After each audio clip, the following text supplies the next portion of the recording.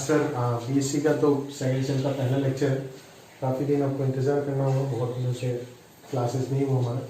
तो चलिए लगभग मान लीजिए 1 आध महीने ही हो गए क्लासेस नहीं हुआ। तो आप समझ सकते हैं किस कारण से बंद था इतना दिन, और अभी वापस अपन कंटिन्यू कर रहे हैं अपना स्टडीज़। तो जहाँ पे अपने ख़त्म किए थे हमने यूनिट 2 में पहला टॉपिक जो है उसको स्टार्ट किए थे, linear differential equation second order या फिर हायर ऑर्डर का कैसे सॉल्व करेंगे उसको, फेमस चीज़ें यूजिंग सीएफ एंड पीआई, कैसे दोनों चीज़ अलग से निकालते। जो सीए वाला टॉपिक है उस चीज़ को तो कंप्लीट कर रखे थे, बट पीआई जो निकालना था उसका बस थ्योरी पढ़ के हमने कंप्लीट रख दिए थे। बस अगले क्लास से लॉकडाउन चालू हो गया था, तो अभी से आप देख सकते हो कि वही जगह से अपन वापस स्टार्ट करेंगे और आपको एक बार पूरा चीज़ रिवाइज करा देते, और उसके बाद अपन पीआई के जो क्वेश्चन है पार्टिकुलर इंटीग्रल के, मतलब हायर ऑर्डर डिफरेंशियल इक्वेशन के जो कंप्लीट सॉल्यूशन अभी तक हमने जो भी सॉल्यूशन निकाले थे उस सॉल्यूशन को यूजिंग सीएफ निकाले थे। क्यों? क्योंकि उसका जो राइट हैंड साइड वाला पार्ट था कैपिटल एक्स वो जीरो था। अभी वो जीरो नहीं होगा, वो एक्स का कोई ना कोई फंक्शन होगा। गिने चुने कुछ फंक्शंस के पीआई निकालेंगे, बट जो आपके सिलेबस में है। बट अभी हम चलो एक बार स्टार्ट करने से पहले फटाफट रिवाइज कर लेते हैं, फिर देखते हैं। जैसे आप देख सकते हो सेकंड ऑर्डर और higher order linear differential equation with constant coefficient, यानी कि यहाँ पे जो कोफिशिएंट होगा सारे के सारे डिफरेंशियल्स के वो कांस्टेंट होगा। P1 P2 सारे के सारे कांस्टेंट है। अभी d बाई डी एक्स जो ऑपरेटर है उसको अपन कैपिटल D सब्स्टिट्यूट कर रहे हैं, तो ये d power n plus P1 d to the power n minus 1 plus P2 d power n minus 2 plus dot dot Pn, ये एक पॉलिनोमियल हो गया in terms of capital D into y आपका बाहर है इक्वल टू कैपिटल x, जो completely x का function है, स्मॉल x का फंक्शन है। अभी CF निकालने के लिए यहाँ पे हम क्या करते हैं, इस चीज को m से सब्स्टिट्यूट करके लिख देते हैं और इक्वल टू 0 कर देते हैं, यानी कि कैपिटल x वाले पार्ट को इग्नोर करके इसको 0 पुट कर देते हैं, और यहाँ से अपन m का वैल्यू निकालते हैं, और m का वैल्यू डिसाइड करता है कि आपका CF क्या होगा। अगर m का जो 2 रूट आता है, अगर सेकेंड ऑर्डर है तो 2 रूट आएगा या फिर उससे भी ज्यादा रूट आएगा, तो आप उसी के माध्यम से उसी प्रकार से एनालाइज कर सकते हो। m का अगर दोनों रियल और डिस्टिंक्ट रूट आ गया था तो CF जो हो जाएगा आपका हो जाएगा C1 e to the power m1x plus C2 e to the power m2x, जहाँ पे C1 C2 तो आर्बिट्ररी कांस्टेंट्स है और m1 और m2 वही 2 रूट है जो m का निकला है। अगर दोनों के दोनों इक्वल हो जाता है तो C1 plus C2x into e to the power mx हो जाएगा। अगर 3 इक्वल रूट आ गया तो C1 plus C2x plus C3x square into e to the power mx। अगर 4 आ गया तो प्लस C4x क्यूब, ऐसे ऐड होता जाएगा, और m एक ही है तो e to the power mx बाहर लगाओगे। अगर रूट जो है वो हम कॉम्प्लेक्स कॉन्जुगेट आ रहे हैं एक दूसरे के, यानी कि एक अल्फा प्लस आइटा बीटा दूसरा अल्फा माइनस आइटा बीटा, तो जो CF हो जाएगा वो e to the power alpha x यानी कि real part of x into a cos beta x plus b sin beta x, जहाँ पे a और b दो आर्बिट्ररी कांस्टेंट है और अल्फा और बीटा m का इक्वेशन का रूट है ऑक्सिलरी इक्वेशन का, ठीक है। और एक और केस 4 बताया था आपको जहाँ पे एक अल्फा प्लस रूट बीटा के फॉर्मेट में था और एक अल्फा माइनस रूट बीटा के फॉर्मेट में था।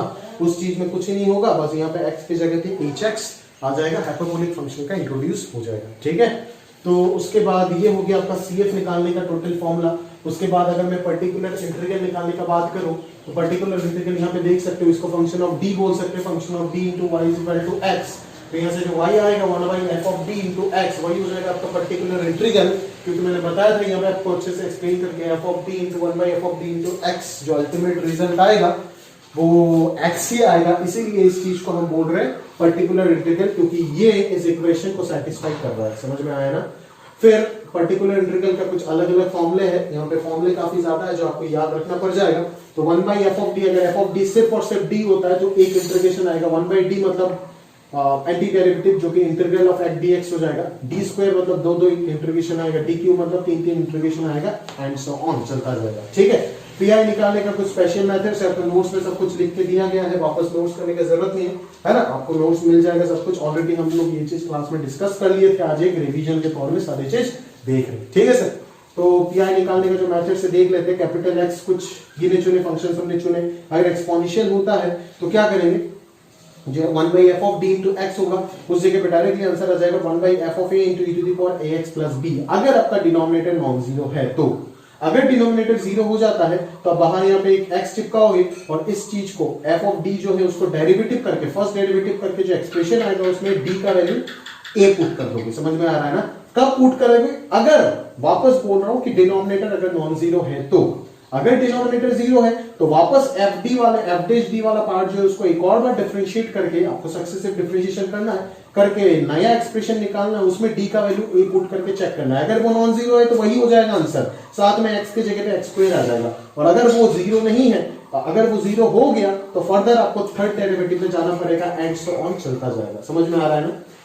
अगर आपका capital X E to the power X plus B into V, मतलब इसके साथ एक एक्स का फंक्शन, एक्स का पॉलिनोमियल फंक्शन प्रोडक्ट में आ गया, तब क्या होगा? अब सबसे पहले इस एक्सपोनेंशियल को बाहर लेके जाओ। जैसे ये बाहर जाएगा तो d प्लस ए आ जाएगा, d के जगह पे d प्लस ए। अकॉर्डिंगली आप ये अलजेब्रिक जो है उसको सॉल्व कर दोगे यूजिंग बाइनोमियल। और बाइनोमियल कैसे सॉल्व करोगे? ये थर्ड वाला पार्ट आप देखोगे, x to the power m है, आप fd को fd टू द पावर -1 करोगे तो यहाँ पे 1 प्लस x का एक्सपांशन जो है उसको यूज करके आप यहाँ पे बाइनोमियली सॉल्व कर सकते हो इस चीज को। समझ में आ रहा है ना? तो ये हो गया आपका तीसरा पार्ट, और ये हो गया आपका चौथा पार्ट जो काफी इंपॉर्टेंट है और हर क्वेश्चन में दिख जाता है हमें कि capital X equal to sine या फिर कॉस अगर होता है तो पीआई जो होगा वो 1/fd(x) होगा। बट उसको अपन फाई f ऑफ a नहीं लिखेंगे, इस बार को f of d square, phi of d square x लिख रहे हैं, जहां पे d स्क्वायर का वैल्यू अपन सब्स्टिट्यूट करेंगे -a स्क्वायर। समझ में आ रहा है ना? वही लफड़ा अगर ये नॉन जीरो है तो। अगर ये जीरो हो गया तो एक बार डेरिवेटिव करके -a स्क्वायर पुट करोगे, बट साथ में एक x आ जाएगा यहाँ पे। समझ में आ रहा है ना? एक x आ जाएगा, ये जो x है ये x आ जाएगा। कब होगा? तब यहाँ पे रुकोगे आप जब ये डिनोमिनेटर नॉन जीरो होगा। और अगर डिनोमिनेटर जीरो होता गया तो आप सक्सेसिव डिफरेंशिएशन करते जाओगे और बाहर में एक x का डिग्री बढ़ाते जाओगे। ठीक है, तो ये था आपका CF और PI का कंप्लीट थियरी। अभी इसी थियरी के ऊपर बेस करके, इसी फॉर्मुलेस के ऊपर बेस करके अपन फटाफट अपना हायर ऑर्डर डिफरेंशियल इक्वेशंस जो है, बेसिकली जो सेकंड ऑर्डर है या फिर थर्ड ऑर्डर है या फिर फोर्थ ऑर्डर तक ही अपन जाएंगे, क्योंकि अगर ज्यादा ऑर्डर तक चलेंगे तो ऑक्सिलरी इक्वेशन जो है वो ऑक्सिलरी इक्वेशन एक हाई डिग्री पॉलिनोमियल आएगा जिसको अपन इस स्टेज में सॉल्व नहीं कर सकते हैं। ठीक है, क्वाड्रेटिक से ज्यादा आपको किस प्रकार से सॉल्व किया जाता है वो आपको नहीं पता। पहले के सिलेबस में था कार्डनल्स मेथड, बस अभी हटा दिया गया है। तो क्यूबिक भी आपको सॉल्व करना नहीं आता है विदाउट हीट एंड ट्रायल। तो अभी अगर आपको सॉल्व करना है तो प्रॉपर्ली हीट एंड ट्रायल से करना होगा, इसीलिए मैक्सिमम थर्ड से फोर्थ ऑर्डर तक पूछा जाता है, उसके आगे नहीं पूछा जाता है। समझ में आ रहा है ना? तो अपन देखेंगे अभी क्वेश्चन, और क्वेश्चन पे अपन समझते कि किस प्रकार से अपन कर सकते हैं सारी चीजें। ठीक है, तो चलिए अपन स्टार्ट करते हैं अपना क्वेश्चन। जो सबसे पहला क्वेश्चन मैं ले रहा हूं, अब ध्यान से समझो। d³ upon dx³ plus dy by dx is equal to e power x plus e power minus x। एक सिंपल सा क्वेश्चन है, उसको पिक करते हैं। ध्यान से देखो इस चीज को अपन कैसे सॉल्व करते हैं, है ना? तो सबसे पहले यहाँ पे आप क्या लिखोगे? इंप्लाई देकर के ये लिख सकते हो कि जो f ऑफ d यानी कि d³ plus d into Y is equal to हो जाएगा आपका e power x plus e power minus x। ये हो गया कैपिटल X, ये फंक्शन ऑफ d, और ये y हो गया। ठीक है, ये है। अब क्या लिखोगे? Auxiliary equation is m³ plus m is equal to 0, जहां से आपको मिल रहा है m into M square plus 1 is equal to 0, जो कि आ जाएगा m इक्वल टू 0 और m equal two plus minus pi. समझ में आया ना? क्लियर है? तो m इक्वल टू 0 आ गया, एक रियल रूट और दो डिस्टिंक्ट इमेजिनरी रूट मिल गया। समझ में आया? तो आपका जो y होगा वो क्या हो जाएगा? जो आपका CF है वो क्या हो जाएगा? C1 e to the power 0x plus second वाला उसके लिए स्टार्ट हो जाएगा आपका केस 3 जो था उसके लिए e to the power alpha x। यहाँ पे अल्फा कितना है? 0, 0 प्लस माइनस आइटा होगा ना, e to the power 0 into x C2 cos beta कितना है? 1 cos beta x plus C3 sin beta x। समझ में आ रहा है ना? ये हो जाएगा C1 plus C2 cos x plus C3 sin x। समझ में आया ना? ये हो गया आपका CF। क्लियर भाई? ये हो गया आपका CF, है ना? CF आ गया। अभी आप ये है निकालने के बारे में सोचो। ठीक है, नाउ आप ये सोच सकते हो जो आपका पार्टिकुलर इंटीग्रल होगा वो हो जाएगा 1/f of d into capital X, और f ऑफ d आपका क्या है? dq plus d। f of d आपका है dq plus d into capital X जो है वो है e power x plus e power minus x। Clear भाई? e power x plus e power minus x है। अभी इस चीज को आप कैसे सॉल्व करोगे देखो। तो इस चीज को मैं अलग अलग कर देता हूं, दोनों अलग एक्सपोनेंशियल फंक्शन के लिए। अलग अलग पार्ट में डिवाइड कर देता हूं इस चीज को, तो ये कुछ इस प्रकार से बन जाएगा। ठीक बात है। तो भी आप ध्यान से देख सकते हो कि यहाँ पे ax प्लस बी, a का वैल्यू 1 है, तो यहाँ पे अगले लाइन पे जो हमें लिखना चाहिए 1 बाई एफ ऑफ डी को 1 बाई एफ ऑफ ए लिख देना चाहिए। तो a का वैल्यू यहाँ पे 1 है, तो डायरेक्टली आप लिखो 1 by 1 cube plus 1 into E to the power x is equal to 1 plus -1 whole cube plus -1 into E to the power minus X. Clear है भाई। तो ये हो जाएगा आपका e power x divided by 2 plus ये हो जाएगा आपका e power minus x divided by -1 -2, यानी कि अल्टीमेटली आ गया e power x minus e power minus x divided by 2। Clear है। तो आपका जो solution of the above differential equation आ गया वो क्या आ गया, y is equal to cf plus pi, और cf आपका आ चुका है c1 plus c2 cos x plus c3 sin x plus e power x minus e power minus x by 2। PI में कोई आर्बिट्रेरी कांस्टेंट का पहचान नहीं होगा, बट सीएफ में तीन आर्बिट्रेरी कांस्टेंट है, और वही ये दर्शाता है कि ये जो डिफरेंशियल इक्वेशन है वो एक थर्ड ऑर्डर डिफरेंशियल इक्वेशन है, क्योंकि एक डिफरेंशियल इक्वेशन का ऑर्डर जितना है उसका सॉल्यूशन में नंबर ऑफ आर्बिट्रेरी कांस्टेंट भी उतना ही होगा, जो आप क्लास 12 में डिफरेंशियल इक्वेशन का बेसिक फंडा में पढ़ के आए होंगे। ठीक है, तो ये क्वेश्चन अपन आप नोट कर लीजिए, और उसी के साथ साथ अपन अगले क्वेश्चन की ओर बढ़ते हैं। ठीक है,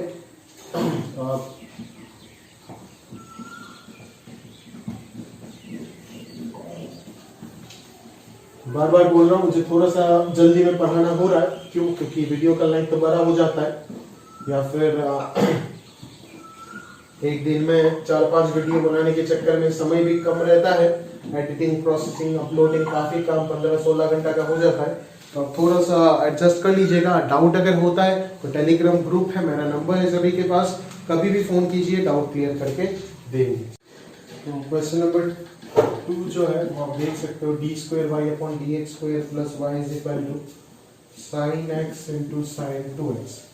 तो इस क्वेश्चन का जो सीएफ पार्ट है वो मैं और आपको सॉल्व नहीं करा रहा हूँ, अभी आप कर सकते हो easily. m equal two plus minus 1 आएगा, अब प्लस माइनस आएगा, सिंपल है, कर चुके हैं ऐसे बहुत सारे। मेन जो पार्ट है पीआई उसमें अपन फोकस कर रहे हैं, तो वो जो होगा वो आपका यहाँ पे अगर मैं एफ ऑफ डी बोलूँ तो D square plus 1 into Y is equal to sine X into sine 2x हो जाएगा।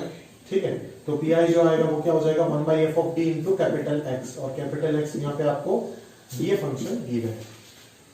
ठीक है, तो प्रोडक्ट ऑफ टू साइनसोइडल या फिर कोसाइनसोइडल फंक्शन का कैसे पीआई निकालते हैं वो तो मैंने आपको नहीं बताया, बट साइन और कॉस का जरूर बताया। तो आप क्या कर सकते हो, आप यहाँ पे हाफ बाहर लगा दो और इस चीज पे अंदर 2 लगा दो, ताकि ये चीज ट्रिग्नोमेट्रिक रेशियो का फॉर्मूला अप्लाई होकर के एक साइन या फिर कोसाइन में कन्वर्ट हो जाए। समझ में आ रहा है ना?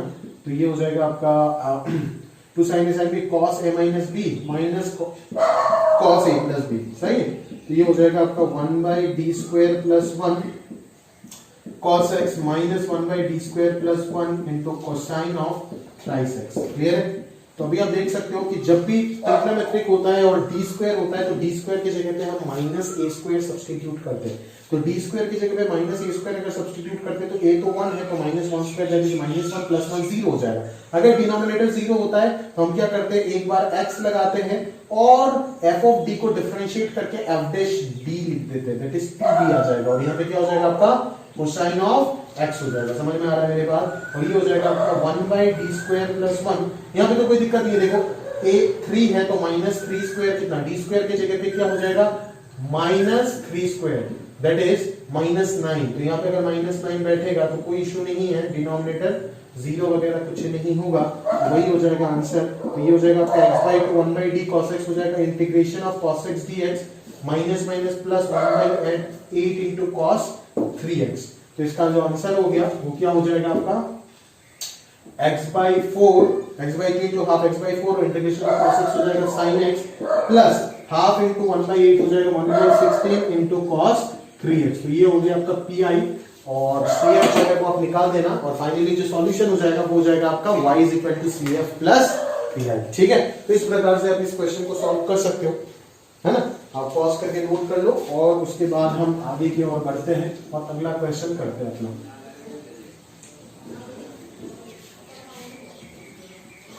चलो अगला क्वेश्चन अगर मैं ध्यान से देखूं तो कुछ आप इस प्रकार से बोल सकते हो नेक्स्ट क्वेश्चन को,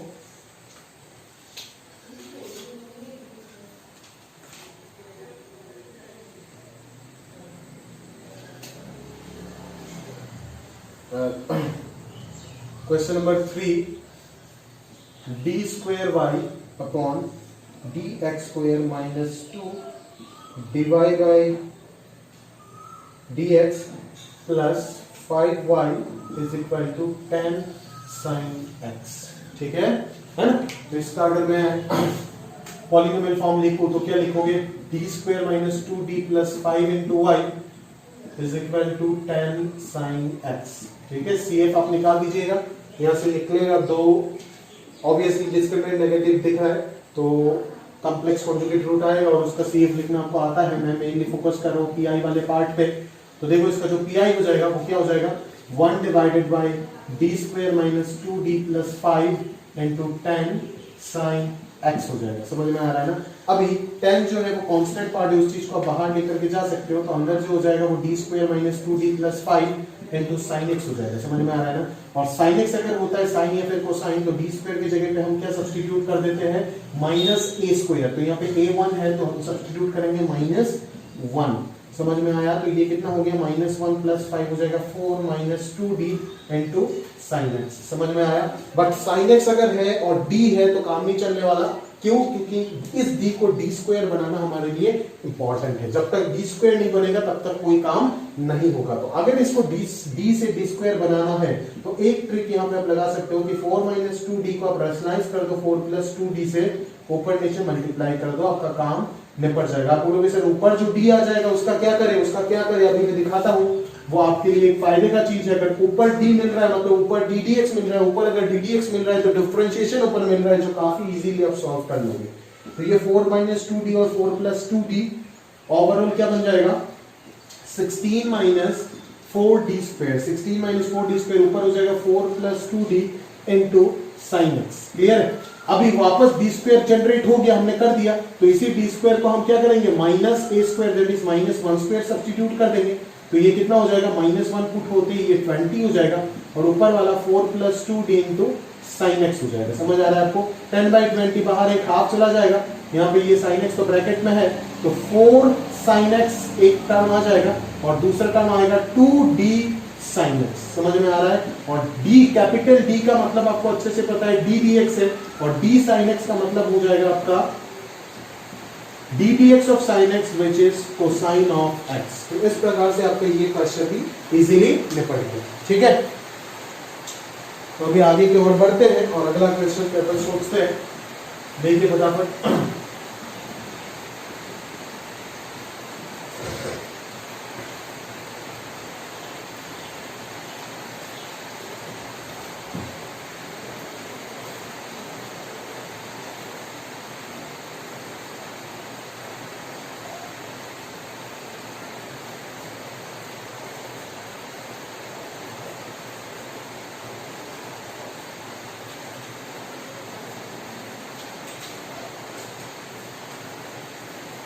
चलो एक और क्वेश्चन पिक करते हैं। Question number 4, D square Y upon D X square plus 2 dy upon D X plus 4y is equal to 111 e to the power 2x into cosine of 3x। तो इसका अगर PI के बारे में सोचते हैं तो क्या हो जाएगा इसका PI? आप देख सकते हैं जो फंक्शन ऑफ d होगा वो d square plus 2d plus 4 type का कुछ हो रहा है। अंदर रहेगा 111 e power 2x into cosine of thrice x। ठीक है, तो ये केस 2 का प्रॉब्लम है। आप देख सकते हो 111 पहले बाहर निकाल दो उसको, और एक्सपोनेंशियल जो है उसको भी आप बाहर निकाल सकते हो। बट ये आपने केस 2 में सीख किया, जब भी एक्सपोनेंशियल बाहर निकालता है और v था ना, e to the power ax plus b into v था, v कोई भी x का फंक्शन था। समझ में आ रहा है ना? तो वो v जो होगा ना, उस v को आपको अंदर रखना है, एक्सपोनेंशियल को बाहर निकालना है। बट जब भी एक्सपोनेंशियल बाहर निकलेगा d के जगह पे क्या छोड़ के आता है? d plus a। यहाँ पे a 2 है तो यहाँ पे क्या आ जाएगा? d प्लस a आ जाएगा। क्लियर है? और अंदर आ जाएगा आपका कोसाइन ऑफ 3x। समझ आया? ये हो गया 111 e to the power 2x 1 divided by ये हो जाएगा आपका d square plus 4d plus 2d कितना हो जाएगा? 6d।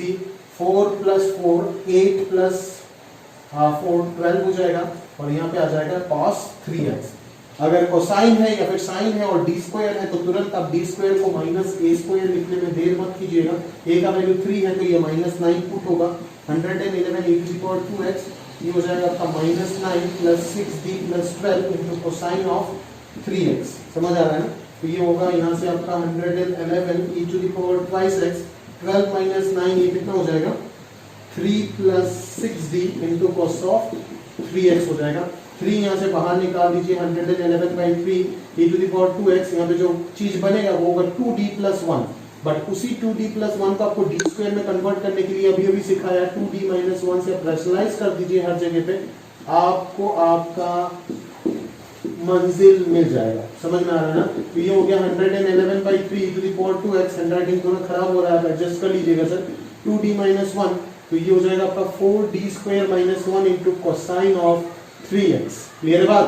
तो 111/3 e to the power twice x, और यहाँ पे वापस डी स्क्वायर जनरेट हो गया तो डी स्क्वायर को माइनस ए स्क्वायर लिखेंगे, बट माइनस ए स्क्वायर हो जाएगा आपका -9, तो -36 माइनस 1 हो जाएगा आपका -37, ऊपर 2d माइनस 1 तैयार है, और cos 3x, तो -37 को अगर नीचे लेकर के आ जाते हैं अपन तो ये हो जाएगा कुछ 111, तो ये शायद कैंसिल हो जाएगा, 337 और 111 कैंसिल हो जाएगा, तो ये -2x e to the power 2x बचा रहेगा, 2d cos 3x, तो 2 बाहर आओ, 2d cos 3x और माइनस cos 3x। समझ आता है ना?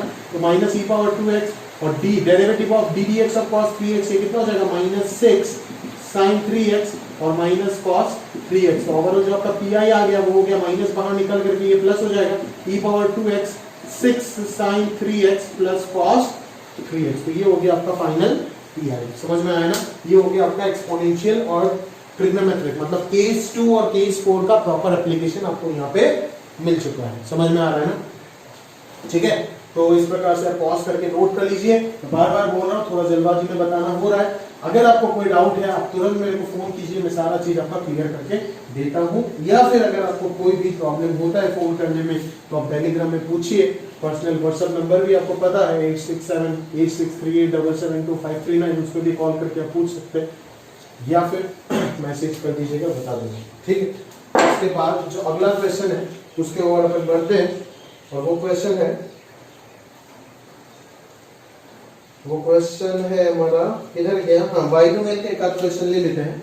तो ये क्वेश्चन नंबर 5 हो जाएगा हमारा, और बाइनोमियल का एक एग्जाम्पल भी मिल जाएगा, d³ plus 3d square plus 2d into y is equal to X square. समझ में आ रहा है? ठीक है, ऑक्सिलरी इक्वेशन वगैरह आप सॉल्व कर लीजिएगा। तो ये हो गया हमारा f of d into y is equal to X square, जो हो गया ये हो गया कैपिटल x। तो जो pi होगा तो pi हो जाएगा 1/f of d into capital x, यानी कि 1/f ऑफ d बोलने से ये समझ आता है कि 3d square plus 2d into X square. अभी मैं आपको एक चीज सिखा के देता हूँ, ठीक है ना? आप देखते हो कि जब भी बाइनोमियल रहेगा तो आपको किस प्रकार से, मतलब अलजेब्रिक प्योर पॉलिनोमियल फंक्शन अगर रहा, सिर्फ पॉलिनोमियल, ओनली पॉलिनोमियल, तो उसका f ऑफ d कैसे, 1/f of d into polynomial, उस चीज को कैसे सॉल्व करेंगे? By using binomial. कैसे बाइनोमियल से सॉल्व करेंगे? सबसे पहले उस चीज को समझें। हम यहाँ पे क्या करेंगे ना, सबसे पहला काम हमारा यही होगा कि हम यहाँ पे क्या करेंगे, जो स्मॉलेस्ट डिग्री टर्म है ना, यहाँ पे 1 जनरेट करने का कोशिश करेंगे, ताकि ये 1 प्लस एक्स का एक्सपांशन मिल जाए। आप बोल सकते हो सर d³ भी तो कॉमन ले सकते हो, बट d³ को जब कॉमन लूंगा तो d नीचे आ जाएगा, d अगर नीचे आ गया तो जब बाइनोमियल हाईएस्ट डिग्री करोगे x स्क्वायर तो d नीचे आएगा, तो आपको इंटीग्रेशन करना पड़ेगा। बट अगर आप 2d कॉमन ले लेते हो तो d ऊपर रहेगा, जब हाईएस्ट डिग्री होगा तो 2-3 बार डिफरेंशिएशन करना पड़ेगा, उसमें कोई दिक्कत नहीं होगा। आपको समझ में आ रहा है ना? तो कम फायदे में ज्यादा रहोगे कब? जब आप 2d कॉमन लोगे, ना कि आप d³ कॉमन लो। समझ में आ रहा है ना? तो अगर आप 2d कॉमन ले लोगे तो यहाँ पे बच जाएगा 2d की जगह पे बचेगा 1, और इधर आ जाएगा आपके पास d³ plus 3d square divided by 2d into X square. Clear है? तो ये हो जाएगा 1/, इस चीज को अलग रख देते, 1/2d है ना, और यहाँ पे आप इस चीज को कर दो 1 plus d square plus 3d divided by 2 whole to the power -1 into X square. समझ में आ रहा है? पहले इसको निपटाओ, फिर 1/d, तो एक इंटीग्रेशन का काम है वो तो हो जाएगा। समझ में आ रहा है ना? तो 1/2d को आप बाहर रखो, कोई इश्यू नहीं है, और इस चीज को बाइनोमियल एक्सपांड करो। ठीक है, 1 + x whole to the power -1 का एक्सपांशन सभी को पता होगा, 1 - x + x² - x के वैसे चलता जाता है। तो 1 - x क्या होगा यहाँ पे, d² + 3d divided by 2 plus x² जो होगा वो क्या होगा, d² + 3d डिवाइडेड बाई 2 का होल स्क्वायर माइनस x³ जो है वो क्या होगा, d² + 3d divided by 2 whole cube and so on चलता जाएगा, बाहर रहेगा आपका x²। क्लियर है? अभी आप ध्यान से एक चीज यहाँ पे देख सकते हो, साइड में मैं एक चीज बताता हूँ, d ऑफ x क्या होगा, 1 होगा, क्योंकि ddx ऑफ x 1 होता है, x² है ना, तो 2x हो जाएगा, d² ऑफ x² क्या हो जाएगा, 2x, और उसका एक और बार डेरिवेटिव तो 2 हो जाएगा, d³ ऑफ x² से क्या होना स्टार्ट हो जाएगा, 0, d⁴ क्या होगा, 0। मतलब हाईएस्ट हम कहां तक ध्यान रखेंगे, d² तक, उसके बाद अगर हाईएस्ट डिग्री पे गया तो चीजें क्या हो जाएगा, 0 होना शुरू हो जाएगा। समझ में आ रहा है ना मेरी बात? तो यहाँ पे देखो दोनों के दोनों d² और 3d है, किस चीज से मतलब है वो मैं आपको लिख के दे देता हूँ यहाँ पे। ये देखो d²/2 इससे काम होने वाला है, रखो इसको, फिर -3d/2 इससे भी काम होने वाला है। यहाँ पे d⁴ आएगा, स्क्वायर जब ब्रेक करोगे, ये बेकार का चीज है, ये कुछ नहीं होगा। यहाँ पे एक चीज काम में आने वाला है, जो b² होगा ना, b² 9d²/4 वो काम में आएगा। समझ में आ रहा है? और प्लस ट्वाइस ए भी जो होगा वो क्या हो जाएगा, 6d³ / 4 यानी कि 3d³/2। समझ में आ रहा है ना?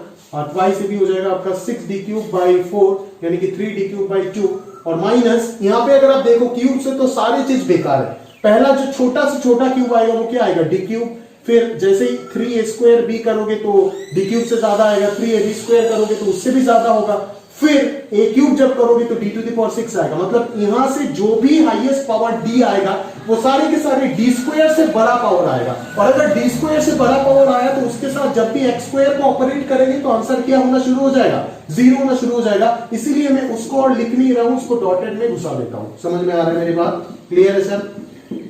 तो ये 1 काम का है, 9d²/2 - d²/2 ये हो जाएगा आपका 4d², ठीक है, -3d/2 ये भी काम का है ना, ये काम का है, ये काम का है, ये भी काम का है, ये भी काम का है, और बाकी सारे के सारे d³ से ये बेकार की चीजें ये सब कुछ घुसा दो, ठीक है ना। ये डॉटेड के साथ ये x² जब भी ऑपरेट होगा आंसर क्या निकलेगा, 0 निकलेगा। आंसर क्या निकलेगा, ये डॉटेड के साथ ये x² ऑपरेट होगा तो आंसर 0 देगा, 1 के साथ x² इंटू होगा तो x² आएगा, 4d² इंटू x², ये काम का चीज है, -3/2d इंटू x, ये भी काम का चीज है। समझ में आ रहा है ना? तो ये 1/d x² plus 4d² into x² कितना हो जाएगा, 2 हो जाएगा, आई थिंक d² x² 2 है तो 8 हो जाएगा, -3/2d ऑफ x 1 है। समझ में आ रहा है ना? तो ये हो गया आपका 1/2d x² प्लस 16 - 3 13/2। अभी हाफ बाहर है, हाफ बाहर रखो, और 1/d ऑफ समथिंग x वो क्या हो जाएगा, एक बार इंटीग्रेशन dx हो जाएगा। समझ में आया ना? तो इस तरीके से ये आ गया, x² का इंटीग्रेशन हो गया x³/3 प्लस 13/2 dx का इंटीग्रेशन x, तो ये हो जाएगा आपका रिमेनिंग जो पार्ट है pi, उसका आंसर हो जाएगा। समझ में आया ना? तो ये हो गया pi, और cf जो है वो तो आप खुद से निकाल देंगे। तो यही आपका बाइनोमियल का प्रॉपर एक्सप्लेनेशन है और प्रॉपर एक एग्जांपल है।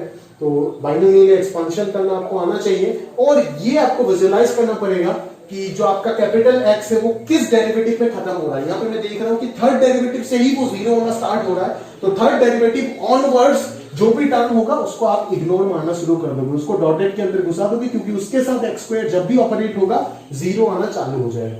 समझ में आ रहा है मेरी बात? तो इस प्रकार से आप इस क्वेश्चन को इजीली निपटा सकते हो। ठीक है, तो चलिए आगे और क्या क्या क्वेश्चन है वो एक बार हम लोग देख लेते हैं।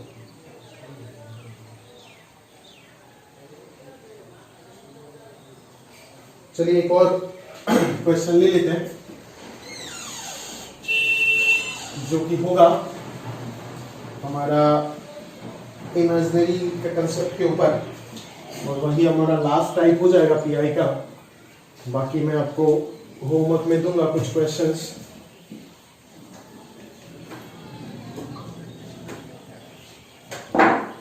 तो आप देख सकते हो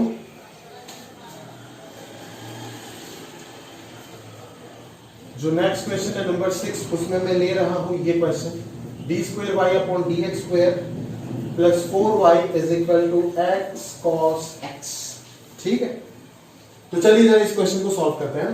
इसको अगर f ऑफ d के फॉर्मेट में लिखूं तो d² प्लस 4 इंटू y हो जाएगा और इधर आ जाएगा आपका x cos x। CF बड़ा सिंपल है, आप खुद से कर लोगे, इजी है, d² प्लस 4 प्लस माइनस 2 आएगा, इजीली कर लोगे। ठीक है, तो pi जो आएगा वो हो जाएगा d² plus 4 into x cos x। But यहाँ पे लफड़ा है, 4 केस में आपको एक भी केस ऐसा नहीं मिला जहां पे आपको अलजेब्रिक और ट्रिग्नोमेट्रिक का प्रोडक्ट मिला है। ये जरूर मिला था एक्सपोनेंशियल और ट्रिग्नोमेट्रिक का प्रोडक्ट, जहां पे एक्सपोनेंशियल बाहर चला आता था, बट ये तो बाहर नहीं जाएगा ना, ये आपको प्रॉब्लम करेगा यहाँ पे। इसीलिए ये एक स्पेशल कैटेगरी में आएगा जहां पे आपको कॉम्प्लेक्स नंबर का यूज करना होगा। तो बेसिकली आप यहाँ पे एक चीज आपको पता होना चाहिए, अगर नहीं पता तो आप फंस जाओगे इस क्वेश्चन में, कि डी मोइवर्स थ्योरम क्या था या फिर यूलर्स आइडेंटिटी जो आप बोल सकते हो। ठीक है ना, e पावर अल्टा x का वैल्यू क्या होता है, cosine of x plus iota sine x, ये आपको पता होना जरूरी है। ठीक है, क्यों सर, क्यों ये चीज सिखा रहे हो, ये चीज इसीलिए सिखाया जा रहा है आपको ताकि आपको यहां से x cos x का वैल्यू आप निकाल सको इजीली। ठीक है, तो x into E to the power iota x आपका क्या हो जाएगा, x cos x plus iota into x sine x हो जाएगा। ये बात क्लियर है ना। सिमिलरली अगर मैं e to the power minus iota x बोलूं तो ये क्या हो जाएगा, cos of minus x cos x ही होता है, plus iota sine of minus x हो जाएगा minus iota sine x। Clear, उसके साथ अगर मैं x को मल्टीप्लाई करूं तो ये हो जाएगा x cos x minus iota x sine x। समझ आ रहा है मेरी बात, ये एक इक्वेशन है, ये दूसरा इक्वेशन। ठीक है, 1 प्लस 2 आप कर दीजिए, 1 प्लस 2 कर दीजिए तो ये साइन x वाला पार्ट कैंसिल हो जाएगा और इधर आ जाएगा 2x cos x, और इधर क्या आएगा, x e power iota x plus x e power minus iota x divided by 2। अगर मैं इस 2 को हटा देता हूं, क्लियर है, तो यहां से आपको x cos x का पूरा वैल्यू मिल चुका है। उसी x cos x का वैल्यू को आप यहां पे सब्स्टिट्यूट कीजिए तो काम बनेगा। देखिए कैसे काम बनेगा, मैं आपको समझाता हूं। ये एक्सपोनेंशियल आ गया और इसी चीज को जो आपका किसी भी केस में नहीं देने वाला था, उसी चीज को आपने किस में कन्वर्ट कर दिया, केस 2 में कन्वर्ट कर दिया। देखिए आइटा को यूज करके आपने केस 2 में डाल दिया उसको, एक्सपोनेंशियल आ गया, अलजेब्रिक आ गया, अभी एक्सपोनेंशियल बाहर जाएगा और b प्लस a छोड़ के जाएगा। समझ में आ रहा है ना, तो यहां से आप हाफ बाहर लेकर के जाएंगे, एक पार्ट आपका बन जाएगा d² plus 4 into x e to the power iota x, plus दूसरा पार्ट आपका हो जाएगा d² plus 4 into x e to the power minus iota x। ठीक है, तो हाफ 1 डिवाइडेड बाय, जब भी मैं e to the power iota x को सबसे पहले क्या करते हैं, एक्सपोनेंशियल को बाहर लेके जाते हैं। जब भी एक्सपोनेंशियल बाहर जाएगा तो d की जगह पे क्या आएगा, d plus iota whole square plus 4 आएगा, इनटू यहां पे आपका x बचा रहेगा। समझ में आया, और इधर से जब e to the power minus x बाहर जाएगा तो ये d की जगह पे क्या हो जाएगा, d प्लस a, मतलब a का वैल्यू माइनस अल्टा है तो ये माइनस अल्टा आ गया और अंदर रह जाएगा आपका x। क्लियर है यहां तक। तो इसके आगे अगर मैं सोचूं तो किस प्रकार से सोचूंगा, आप देख सकते हो एक बार फटाफट, हाफ बाहर रहेगा, e to the power iota x, d plus iota है ना, ये क्या हो जाएगा, d², ये हो जाएगा आपका, ये हो जाएगा आपका d² plus 2d iota plus iota square minus 1 plus 4 कितना हो जाएगा, प्लस 3 इंटू x हो जाएगा, plus e power minus iota x into ये हो जाएगा आपका d² minus 2d iota plus iota square कितना होगा, minus 1 plus 4 plus 3 into capital x हो जाएगा। समझ आता है मेरी बात, क्लियर है ना। अभी देख, अभी कुछ नहीं करना है, अभी अलजेब्रिक है, प्योर अलजेब्रिक दिख रहा है, तो यहाँ पे क्या करना है, बाइनोमियल लगाना है और कुछ नहीं करना है। समझ में आया ना, प्योर बाइनोमियल लगा दोगे तो काम बन जाएगा। यहाँ पे देखो इस चीज को मैं क्या कर सकता हूँ, ध्यान से समझा रहा हूँ, d² प्लस 2d अल्टा बना हो जाएगा, क्वेश्चन जगह नहीं कर पाऊंगा इसीलिए आपको करने के लिए दे रहा हूँ, d² plus 2d iota plus 3।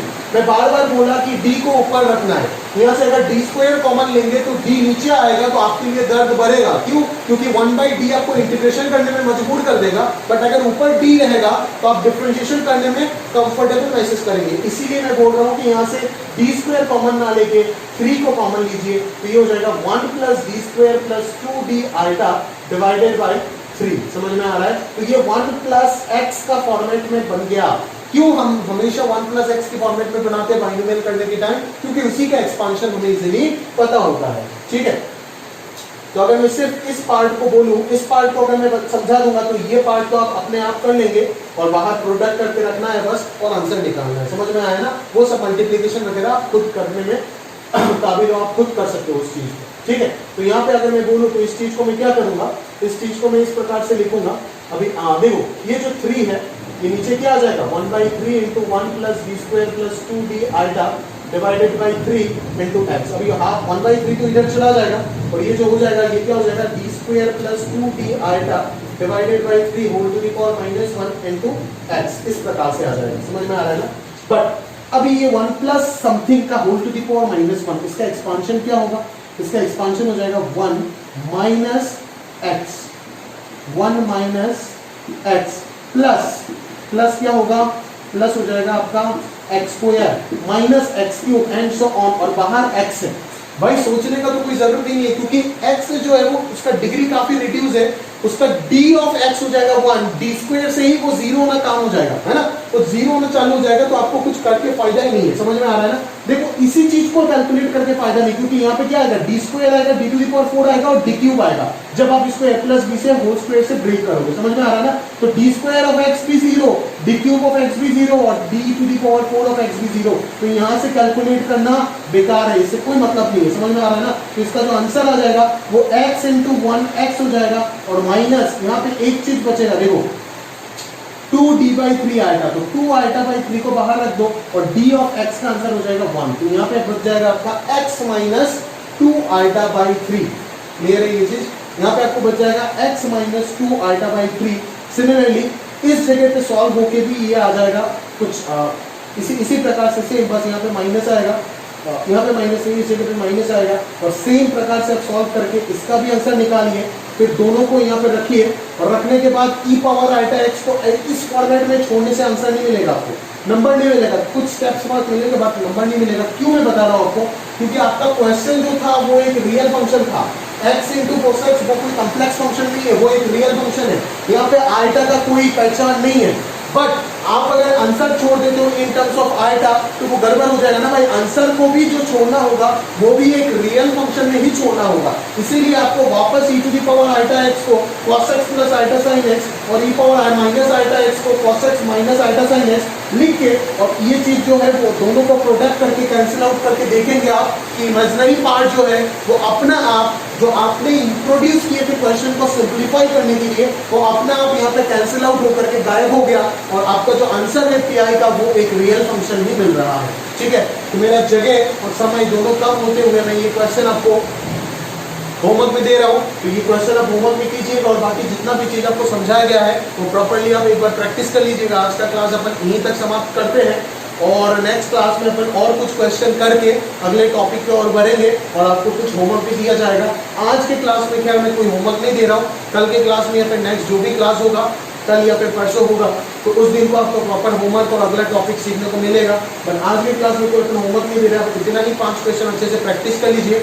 करने के बाद अगर कोई डाउट होता है तो मुझे कॉल करके जरूर पूछ के डाउट को साथों साथ क्लियर कीजिए, और अगर डाउट ज़्यादा रह जाता है तो आप टेलीग्राम में मुझे पूछ सकते हैं या फिर कॉल कर दीजिएगा डायरेक्टली, फिर मैं बता दूंगा क्या करना है। और आप प्रैक्टिस कर लीजिएगा और ये 6 क्वेश्चन आप अच्छे से कर लीजिए और इस क्वेश्चन का फाइनल आंसर निकाल करके आप छोड़िएगा। समझ में आ रहा है ना। तो इसी के साथ आज का क्लास खत्म हुआ और नेक्स्ट लेक्चर में आपको बाकी जितने भी टाइप्स है लीनियर डिफरेंशियल इक्वेशन का वो पढ़ाया जाएगा। ठीक है, ऑल द बेस्ट।